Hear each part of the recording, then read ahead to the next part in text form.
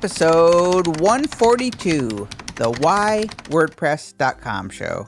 Today is the story of why I wrote an ebook about podcasting on WordPress.com, and it all started with an email that I received in the fall of 2017. And you are listening to episode number 142 of Mike Murphy Unplugged.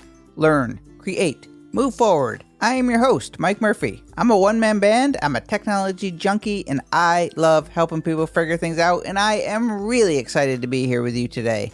The goal of Mike Murphy Unplugged, it is to help you learn what you need to know in order to create online content so you can move forward in business and in life. So today's episode 142 is a storytime episode. I am going to share the why of my new ebook, How to Podcast on WordPress.com. The step-by-step guide, which, by the way, is available on the Amazon Kindle store and various other ebook marketplaces, and it is going to set you back a whopping $3.99. So a little breakdown of the story in this episode 142. First, I'm going to talk about the anatomy of a good attention-getting email. Then, is WordPress.com really a legitimate podcast host? Isn't WordPress.com that website place for newbies and hobby bloggers? And what ultimately made me decide to write this first ebook on podcasting on WordPress.com. So today is the backstory of why, and over the next couple of weeks I will get into more of the technical and the how-tos of the content and about how I actually wrote the book. But today I wanted to share a pretty cool story that all started with an email that I received in the early fall of 2017 that led me to a secret project that I've been working on now for over 7 months.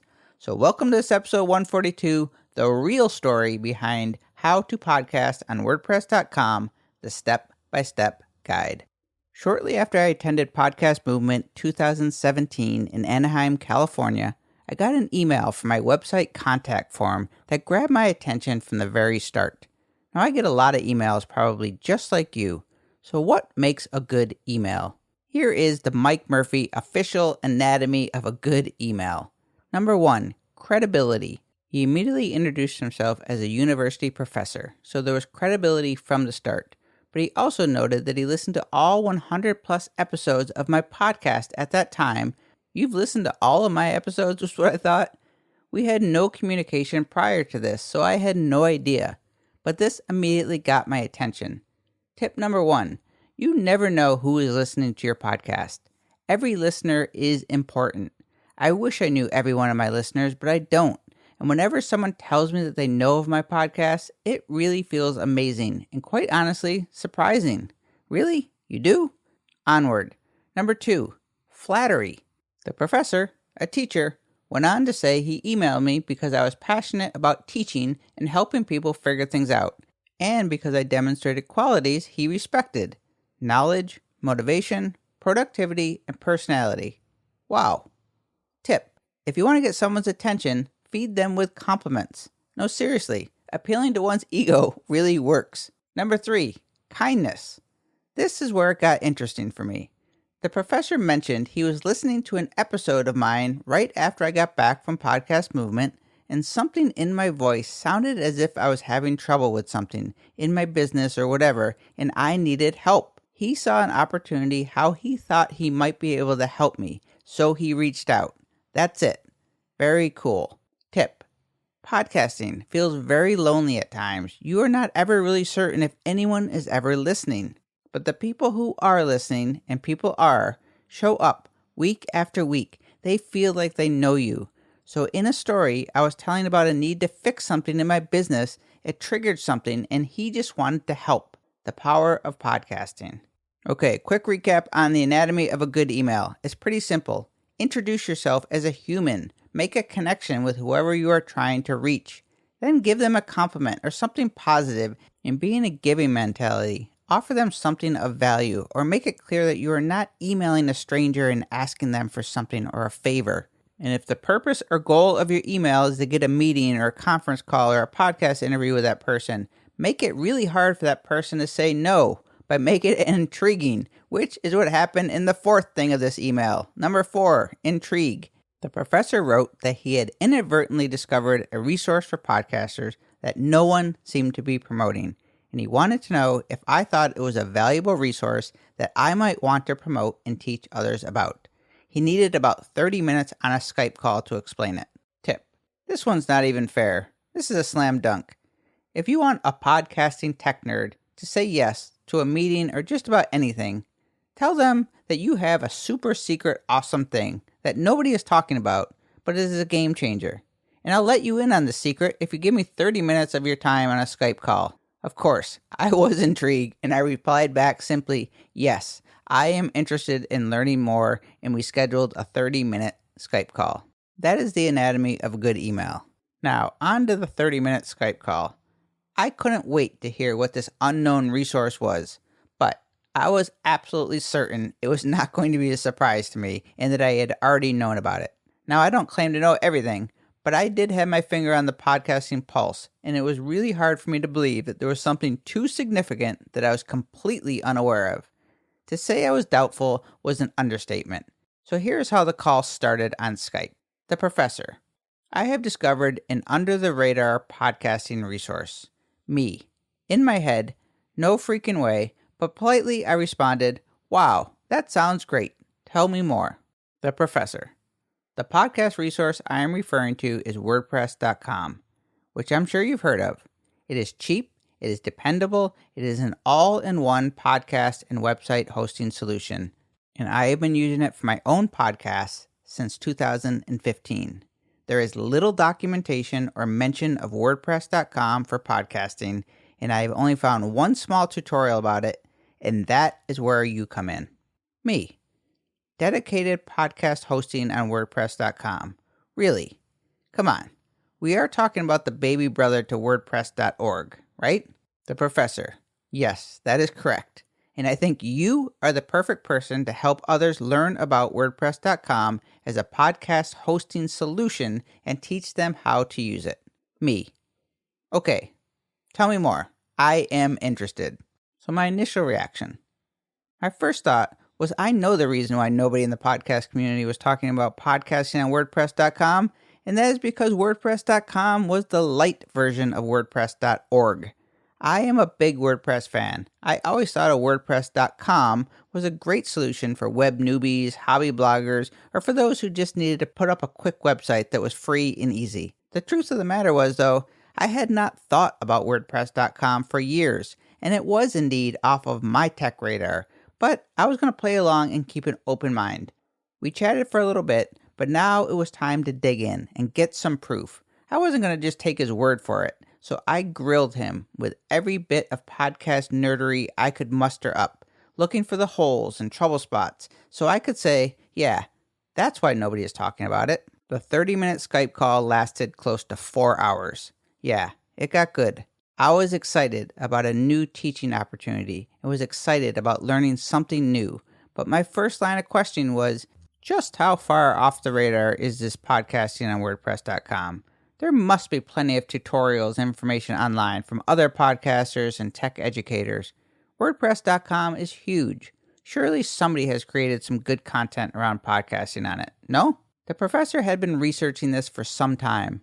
His response was that he listens and subscribes to every single podcast he can that talks about podcasting and cannot ever recall anyone teaching or explaining WordPress.com as a platform for podcasting. He then went on to talk about the countless top 10 posts and listicles and articles about the best of the best podcast hosting, and WordPress.com never makes any of those lists. I know that. Just do a Google search for podcast hosting services.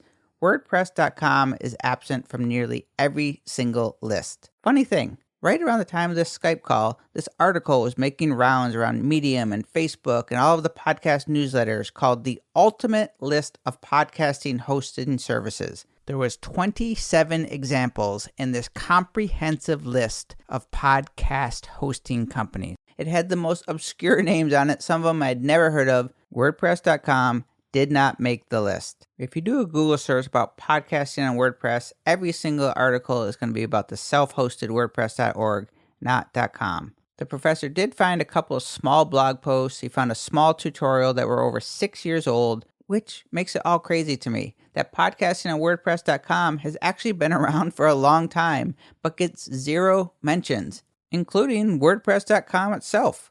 Translation: WordPress.com as a podcast platform is a ghost. Then I went back to my initial reaction of WordPress.com as being the hobbyist platform and just thought, well, maybe nobody's talking about it because it's just not that good. I kept the interrogation going though, full speed ahead. I needed more substance. I needed to know, why should I care to teach podcasters about WordPress.com? What are the benefits that podcasters will get? Well, number one, price, value. The first thing that surfaced was price, which I never based my decisions solely on. But for $4 a month, you can have a fully functioning podcast, website, and blog with unlimited bandwidth. That is worth investigating. And by the way, if you go to How to Podcast on WordPress.com, the website and podcast was all built using my book and is on the $4 per month plan. Price is a big deal, since a lot of podcasters do it for a hobby.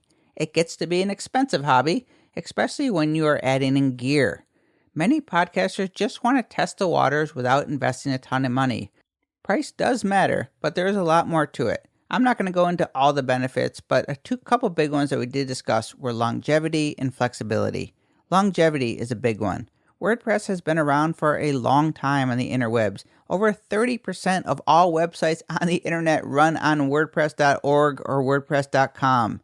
They are not new to the game and probably not going anywhere soon, which is a very big deal when you're choosing where to host your podcast. There are a lot of cool and hip fly-by-night solutions that sound awesome.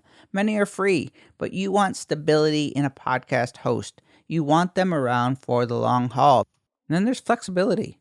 On WordPress.com, you can upgrade plans at any time. You can create multiple shows, private feeds, you can monetize, and a whole lot more. Okay, the professor seemed to have the right answer for all of my questions so far. And as a science professor, I could tell by the smile on his face that I was reacting exactly as he hoped I would. I was interested, but full of skepticism and doubt, and I needed a lot of proof because I only recommend products that I believe in and would use myself. But he already knew that about me. Then came the icing on the cake, the proof I needed. Sure, everything was kind of starting to make sense for me. I was interested. I knew WordPress well enough as a web platform, but could it stack up with the big names in podcast hosting? And that's when the professor said, I have 7 podcasts, all on WordPress.com, that have accumulated over 2.5 million downloads so far, and I have not had one technical glitch or one complaint from a listener about not being able to access or download an episode. Well, that's some proof for reliability and dependability. And then it started to get more exciting as the professor went on to tell me that WordPress.com was really ramping up their advertising with commercials on TV for the first time ever, and they were also starting to show up on a lot of the big name podcasts as sponsors. Still no mention of podcasting, but WordPress.com was making a move. Then it hit me.